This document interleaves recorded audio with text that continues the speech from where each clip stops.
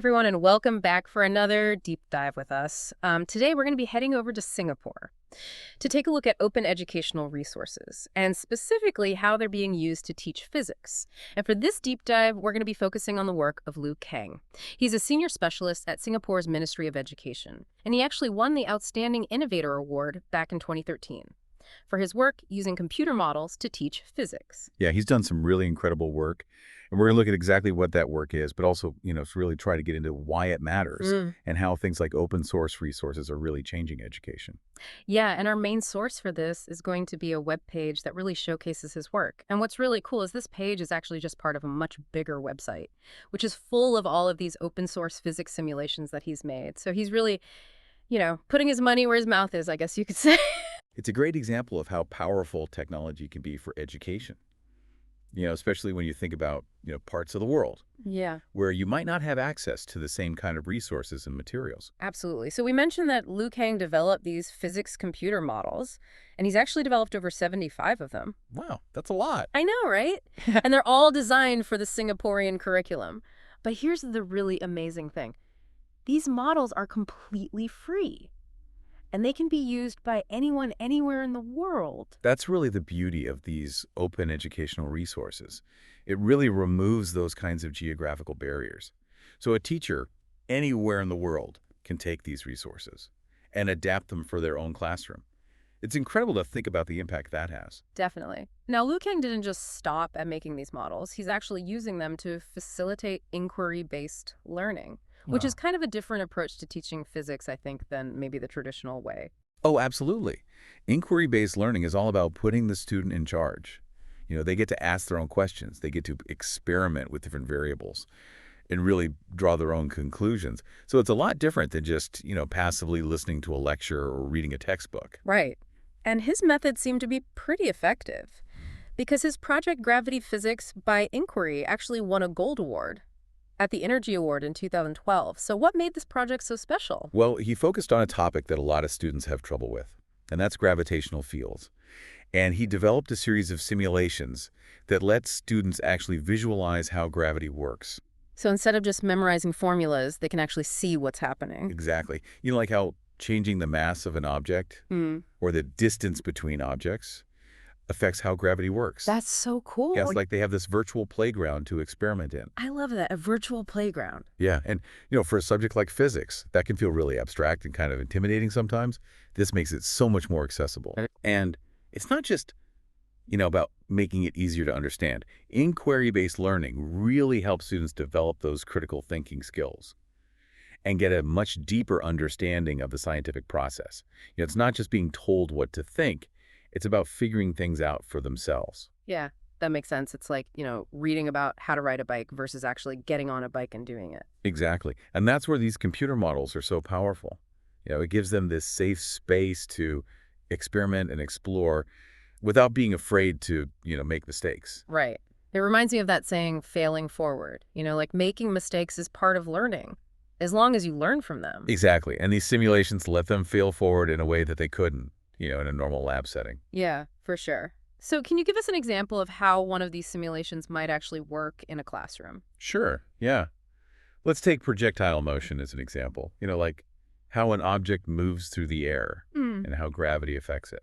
Oh, yeah. I remember struggling with that one back in high school. It's like there are so many different things to think about. Right. And it's really hard to picture how all those things work together just by looking at equations on a board. But with a simulation, students can actually see how changing those variables affects, where the projectile goes. So like they could change the angle that something is launched at and see how far it travels. Exactly. Or they could, make the object heavier and see how that affects its speed and how far it goes. So cool. It just seems like such a more hands-on way to learn about physics. It is. And it's not just about, keeping them entertained. Research has actually shown that students who learn this way do better on tests, and they have a deeper understanding of the concepts. Wow, that's impressive. So we've talked about how effective Lu Kang's approach is, but how did he actually implement this on a larger scale? Because I imagine it takes more than just, good ideas to actually make a difference. Oh, for sure. It takes a lot of dedication and, collaboration Yeah. and support from other people. And that's exactly what he did. His project was so successful that it was actually expanded to other schools in Singapore. Oh, wow. So it wasn't just a one-time thing. No, it was something that could be, replicated and used in lots of different places. That's really cool. And it wasn't just the students who benefited. Teachers found that using these simulations actually made their jobs easier Yeah. and more rewarding. You know, they could explain things better and really connect with their students in a more meaningful way. It's amazing how one person's passion can really have such a ripple effect. It really is. And it shows how powerful these open educational resources can be by sharing his work freely. Liu Kang has not only helped students and teachers in Singapore, but he's inspired educators all over the world. That's such a good point. It's a reminder that even small actions can make a big difference.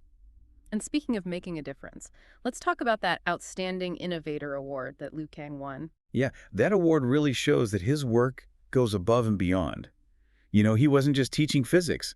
He was changing the way physics is taught. Right. It was like they were saying, we see you. Exactly. It was about celebrating his innovation and creativity and showing everyone the potential of technology to really transform education. It's like a call to action for other educators to, think outside the box and try new things. Absolutely.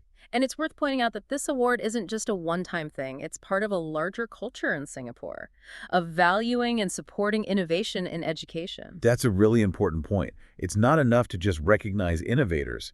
You have to create an environment where innovation can happen. Exactly. And that's what makes Liu Kang's story so inspiring. It's like this perfect example of how things can change. Yeah, he's like a microcosm of this whole movement Yeah. towards making education more engaging and effective. I love that. So let's talk about the open source physics website itself, where all of this amazing work lives. Yeah, it's not just, a place to download his models. Yeah. It's this incredible hub for physics education resources. Or it's all from around the world, right?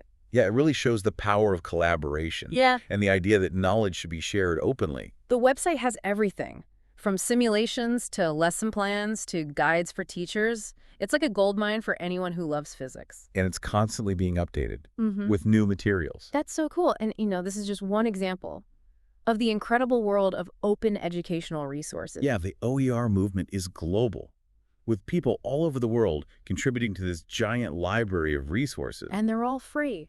Exactly. It's like it's making education accessible to everyone. It really is, no matter where you are or what your background is. And it's not just about access to information. It's about giving teachers the power to adapt and personalize these resources. To really meet the needs of their students. So we've talked a lot about, open educational resources and all the amazing things they can do.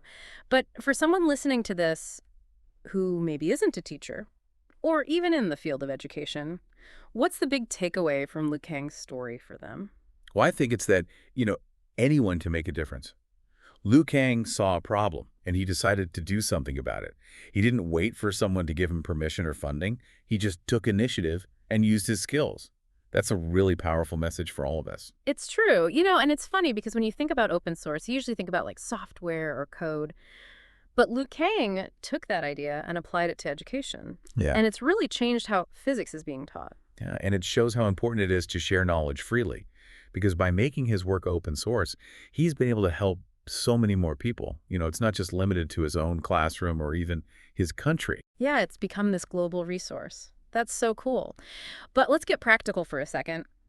Say you're listening to this and thinking, okay, this is all great, but I'm not a physicist and I don't know how to make computer simulations. What can you do to be a part of this movement? Well, for one, just be aware of it. Tell your friends and family about open educational resources. Yeah. The more people know about it, the more it can grow. Yeah, that's a good point. Sometimes we forget about all the amazing free resources that are out there. And you might be surprised at what you have to offer. Maybe you're really good at explaining things in a simple way. Or maybe you're great at making visuals that help people understand difficult concepts. Yeah, you don't have to be an expert to contribute. Exactly. And the internet makes it so easy to connect with people. So, find communities online that are related to your interests and see what you can create together. Liu Kang's story really reminds us that education isn't just about being in a classroom. It's about constantly learning and sharing and exploring. Yeah, it's a lifelong journey. And with websites like Liu Kang's, it's easier than ever to be a part of that global learning community. Absolutely.